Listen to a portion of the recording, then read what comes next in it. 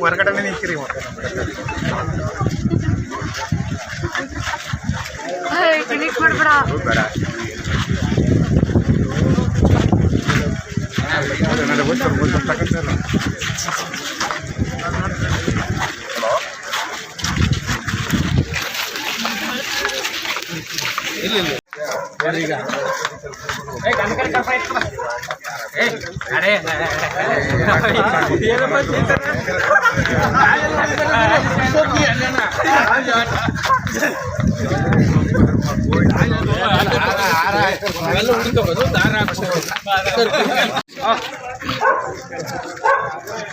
ನಿಮ್ಮ ಕ್ಷೇತ್ರದಲ್ಲಿ ನಿಮ್ಮ ಪರವಾಗಿ ಯಾವ ರೀತಿ ಅಲೆ ಇದೆ ಸರ್?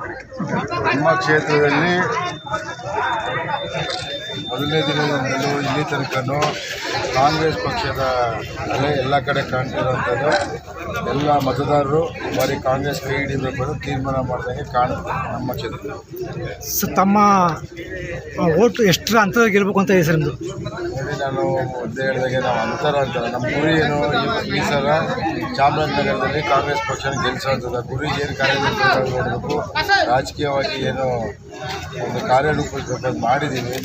ನಾಳಿದ್ದು ಮತದಾನ ಇದೆ, ಎಲ್ಲರಿಗೂ ಮನವಿಯನ್ನು ಮಾಡಿದ್ದೀವಿ ಕಾಂಗ್ರೆಸ್ ಪಕ್ಷದ ಪರ ಮತದಾರರಿಗೆ. ಜೂನ್ 4ನೇ ತಾರೀಕು ರಿಸಲ್ಟ್ ದಿನ ಅಂತರ ಗೊತ್ತಾಗೋದು. ಸರ್, ಬಿಜೆಪಿಯ ಅಪಪ್ರಚಾರಕ್ಕೆ ಏನು ಹೇಳ್ತೀರಿ ನೀವು?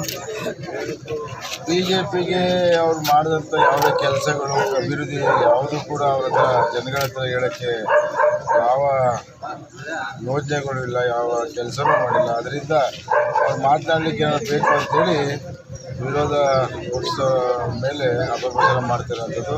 ಅದರಿಂದ ಯಾವುದೇ ರೀತಿಯ ಅವರ ಭಾವನೆ ಅಪಪ್ರಚಾರ ಮಾಡಿದ್ರೆ ನಮಗೇನೋ ಒಂಚೂರು ರಾಜಕೀಯ ಲಾಭ ಆಗ್ಬೋದು ತಿಳ್ಕೊಂಡಿರ್ಬೋದು. ಯಾವುದೇ ರಾಜಕೀಯ ಲಾಭ ಆಗೋದಿಲ್ಲ. ಜನಗಳು ಬುದ್ಧಿವಂತರಿದ್ದಾರೆ, ಪ್ರಜ್ಞಾವಂತರಿದ್ದಾರೆ.